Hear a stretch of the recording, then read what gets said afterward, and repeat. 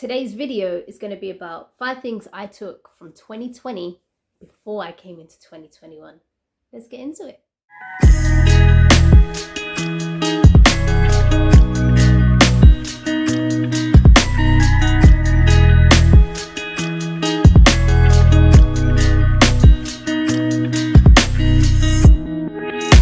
Shirina Carstens, your virtual mentor. You can call me Auntie. Okay, I know we're at a time of year where everyone is starting to plan their goals or have done it already. However, I always like to take a little check on my life to see where I'm at before I start planning again. Okay, so the first thing that I took from 2020 was learn when your cup is empty. What do I mean by that? Your cup being you, yeah? So in the work that I do, I'm very much a giver, and naturally in life, I'm generally a giver. I give. And sometimes I don't know when to say no, right? Until it's detrimental on me, until I can't get out of bed, until I'm sick, until. And one thing that 2020 taught me was that life is very unpredictable, okay? None of us could have predicted what was gonna happen. However, you can and do have a limit, okay? Do not push yourself to the point where you're almost killing yourself to get stuff done, no matter what it is. Don't care if you're an entrepreneur, businesswoman, mother, father, just everybody needs a moment to themselves. Everybody needs time out, okay? And that is something that I learned in 2020 that literally really helped me out for the rest of the year. And I learned that around April last year, and that kept me going for the rest of the year. Okay, number 2, learn how to be versatile and stretch. Understand the season that you're in. PS here, the reason why I'm looking that way is because my notes are there. But learn how to be versatile. What do I mean by this?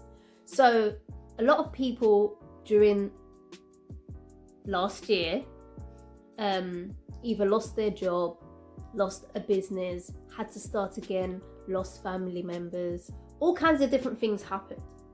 Whilst people like me, from January to November, I worked every single day, and I was doing 10 hours a day. And like lots of other people as well who had to continue working, you had to change the dynamic of the way that we worked. For example, my business is very much in person. I meet people all the time. There was no more of that. There was no more going to Costa Coffee for my caramel latte. There was no more going for snacks in nice hotels, okay? There was no more catching flights to another country to go see my clients. No, there wasn't. So we had to change the way that we worked, and life went on Zoom. Now, prior last year, I used to use it, but not as much as we ended up using it last year. And if I wasn't versatile enough, my programs that I developed was a very much in-person program. People had to do stuff, okay? I had to change it. And I had to change it quick because people had already pre-booked me before, and therefore I had to, wrap up with the times, okay? So learn how to stretch and be versatile. If you have a business and it functions only one way, last year taught you need to have 2 ways on standby. If you had a job and only had one income, for example, now you need to get that hustle on the side, whatever that is, okay? If you was a single mom at home, this taught you, boy, you can't just sit at home and do what you do. You got to do more. Otherwise, you're going to go wild just sitting there with your child, right? It taught all of us to stretch ourselves. So, what do I mean by stretch?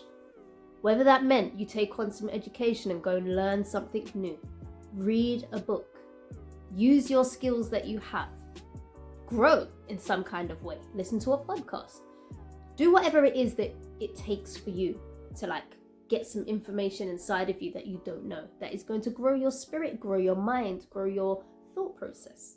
Yeah. Number 3, have trusted people around you. Now, it was very hard in a time like last year to connect with new people. I know we love to say no new friends, but yet every minute people are looking for new friends. Whether that's a boyfriend or a friend, you know, everyone's always looking for someone. And we couldn't do that last year. But one thing it definitely taught me for sure is that the people that I have around me are very good people. I need you to G-check and see, what's your friends saying? Were they there for you? Did they check in on you? Did you check in on them? How was the communication? Like, what did you do? Did you do Zoom parties? I won't even say some of the apps that came up in the quarantine, but did you? Having trusted friends around you is super important, not just for he, but also, you know, to see if you're okay.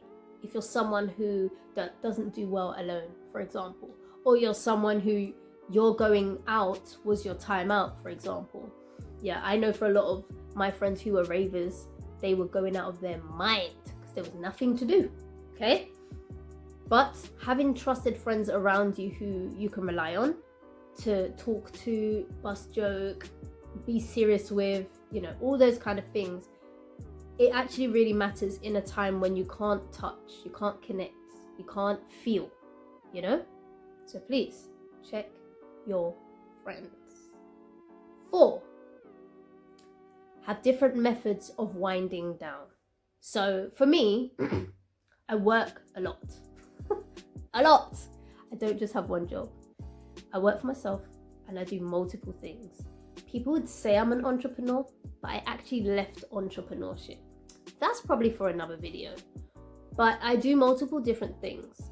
And therefore, when one job finishes, for example, or one client finishes, I'm working with something else. I'm working on someone else. I'm doing something else. I'm very creative. So I create, I do stuff. Okay?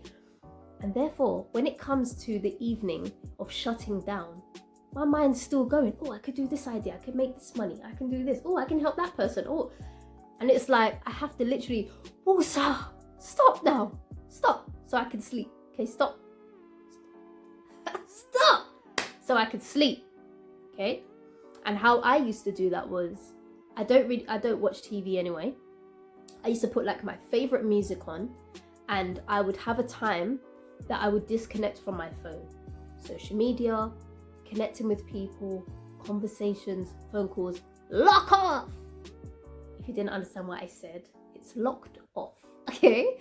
So 8 o'clock every evening when I was working properly, when we was out of that season, and even in that season, 8 o'clock was my cutoff point. And then I would just have the rest of the evening for myself.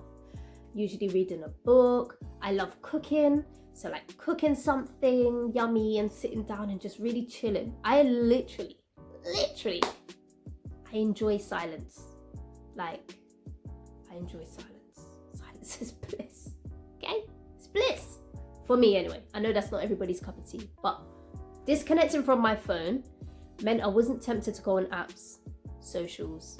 And I don't know if you saw my intro, but I don't actually like social media. I hate it. But in this day and age, we have to have it, apparently. So I do what I do, okay? But even then, when people are atting me or whatever else, you don't want to be rude, you want to respond. But I decided after 8 o'clock, I'm not available. So that's a tip to someone out there. If you're using your phone way too much. Number 5, reflection. So I didn't wait until the end of 2020 to reflect back. I think too much happened. And at one point, it was a blur. If I think now back to like 2020, I can't even remember what happened. So every 3 months, I would have a reflection. How's these 3 months been for me? How am I feeling?